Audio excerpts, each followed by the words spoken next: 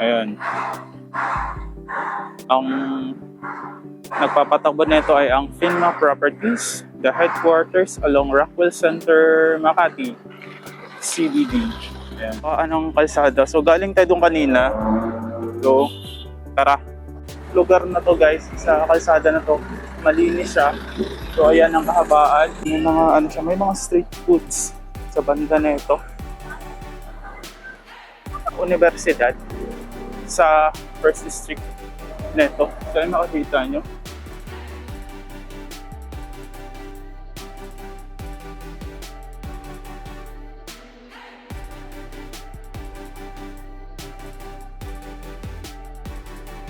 City. Hanggang doon.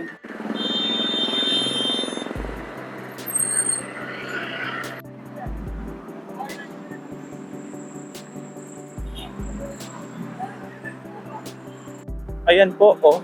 Tingnan nyo naman ang kahabaan ng road na to. Ayan, oh. Hanggang dun po yan sa may tulay, guys. Nakikita nyo naman kung gaano ka traffic malala. So, itong national road po ay 4 lanes. So, 8 lanes. Kasama na yung kabila. Buti nakapagdala po tayo ng payong ngayon. Pero yung dinala ko pong payong ay mahaba. So, parang uulan kasi. Ayan, makikita niyo po another car companies. JWM Mobility Incorporation, tapos GAC Motors, and mga sasakyan din yan siya guys. So magkakatabi po siya along this national road at Detour, J-Tour, CDO. Anong kalsada ba ito? Isang car company sa may tapat ng university ito yun. So another Toyota. Ayan.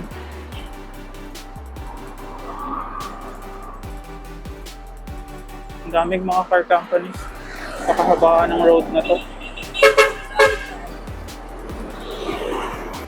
Ayan guys, isa sa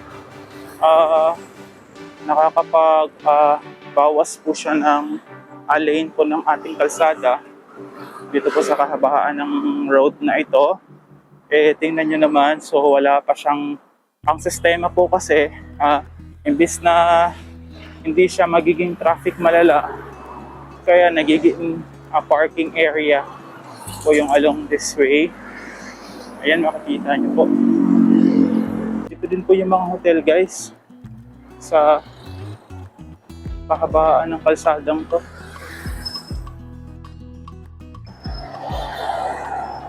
Guys, pansin nyo ba itong mga nakatanim po sa gitna? Ayan, ano siya, para siyang yung parang bulaklak. Parang alam ko nagbo-bloom to eh. Ayan oh. Cherry blossom pala to kasi ayan sa gitna. Ang galing din ng naisipan ng nila eh, nilagay dito sa national road. Ayan guys, may car company na naman. Ay magkakatabi. So, ang yaman ng area na to. Barangay na ito, ang swerte. Ang laki siguro ng IRA. Chevrolet, Gillet. Ayan, gasoline station, magkakatapat. Para strolling pa rin tayo guys, kahit abutin tayo ng gabi. Ayan, hospital na tayo. Ano ba to? Bacana Senior Street. CM Recto Avenue. Ito po yung kahabaan niya. Ayan, papunta doon. Ayan. More on insurance. Ano po siya? Ito po guys, kakasakay ko lang. Ang swerte po natin kasi naka-abot po tayo sa sakayan na to. So ayan, papunta po tayo dun sa terminal. 5 PM pa lang po ngayon at makikita po natin na hindi pa siya ganun ka traffic malala.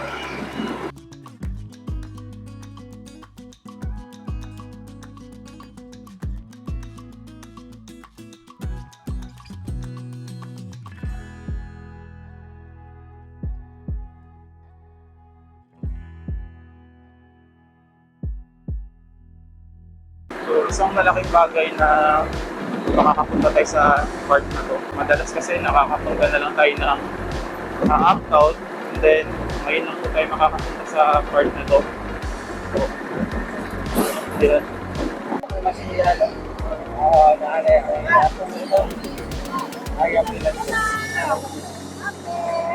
May SNR.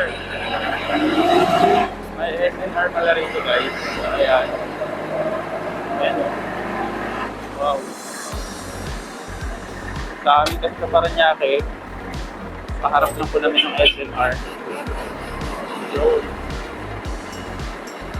So, ang swerte-swerte natin guys kasi bago maka 6 PM. So, kailangan makarating na tayo doon gawa ng titignan po natin kung ano yung mga progress sa part po ng Easter. Dito pa rin po tayo sa lungsod ng Cagayan de Oro. So, ito guys, naglalakad pa po tayo.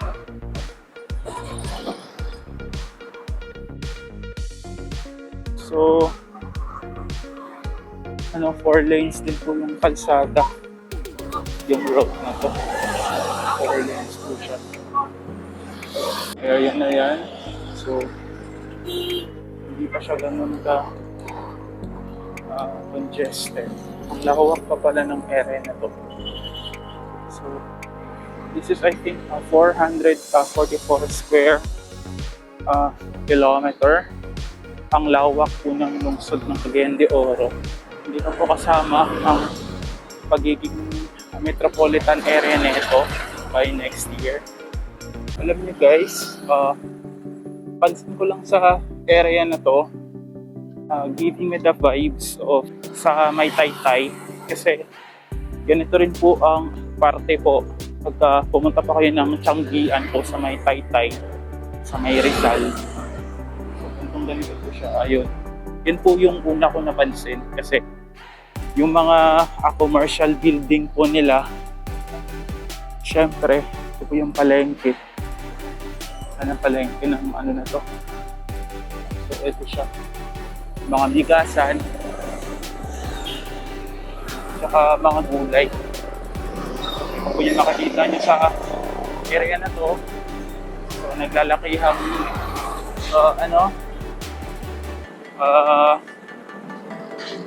warehouse. Ito po yung bagsakan po ng mga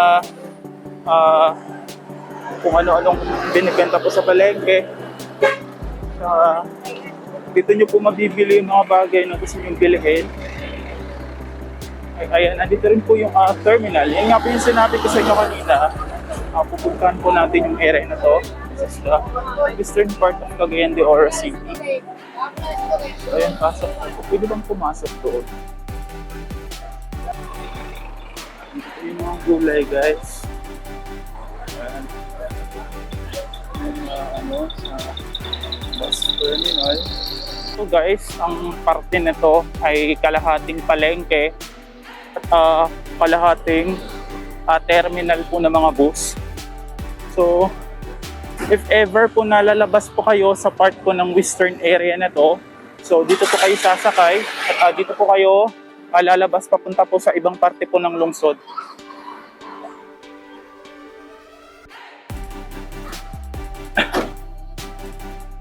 Sa palengke area, ayan, nakikita nyo naman.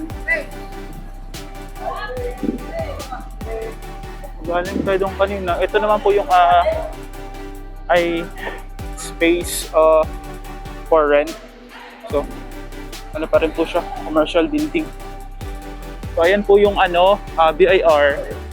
So, sa mga magbabayad po ng buwis, dito po kayo pupunta at dito po kayo pipila. Ayan. Sa magbabayad ng buwis. Andito po yung Mary Mart. Mary Mart. Para o nasa Pasay, sa Double Dragon Plaza. So, andito po guys, may City Mall under pagmamay-ari po ng Jollibee. Saka Mag-Inasal. Hello. So, isa to sa nakakagulat. So may grocery na mini mart dito guys. Ito po yung public market at ito naman po yung city mall. Diyan akong pumasok kasi wala naman akong bibilihin. Ayan, this is the entrance of the terminal. Ayan. Part po ng western area po. Dito po sa lungsod ng Cagayan de Oro. Sa part na to, may palaisdaan, fresh ata. Ayan guys, so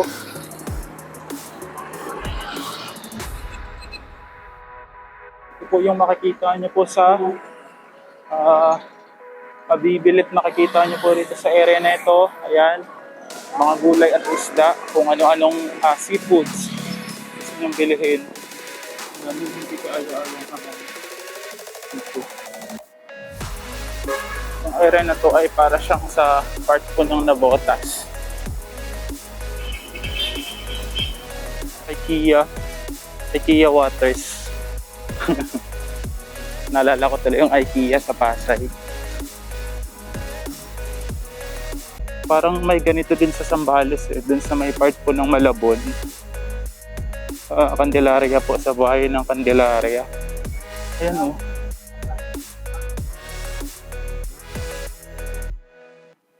Itong area na po palaisdaan. Ewan ko kung anong isda. Baka tilapia o di kaya bangus. Ayan, may nag-aalaga. Fish pond. Ayan. Naalala ko nung pumunta ako ng Terramar Beach Resort. So ganito. Ayan, may ano siya. May anong tawag dyan? Parang tubig maalat ata ate. Ayan. Pero po pwede atang manghuli ng isda. Dito. Ayan guys. Ayan Malayo na nang narating natin guys. Tara. Malayo na nang narating natin. May mga nagbebenta din naman. At ayan, makikita nyo po sa aking kanan.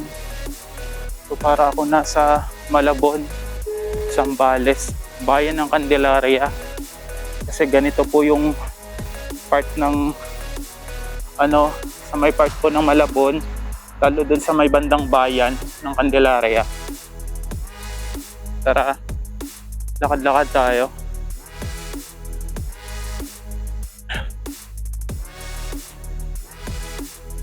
Masyado namang tinipid. Di sana dinedire-diretso na.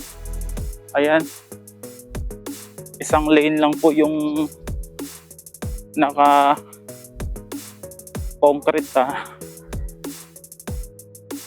Dapat dinedire-diretso na ginawa ng tatlo.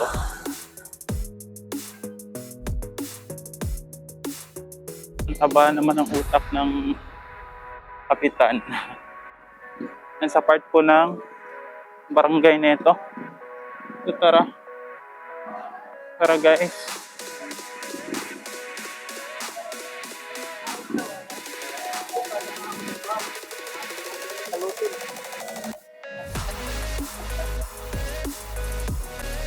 Ayun guys, dito tayo sa Dalampasigan. Ay, may naliligo doon, may naghahabolan.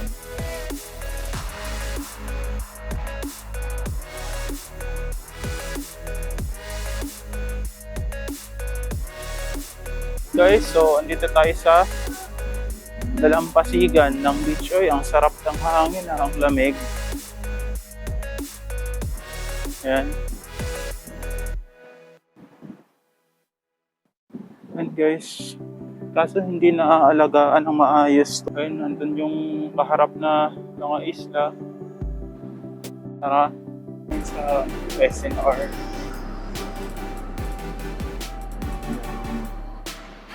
Dito tayo sa kahabaan ng westbound road.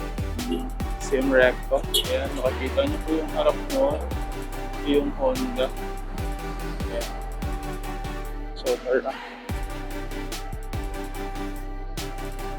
Dito siya sa part ng West Bao. Diba?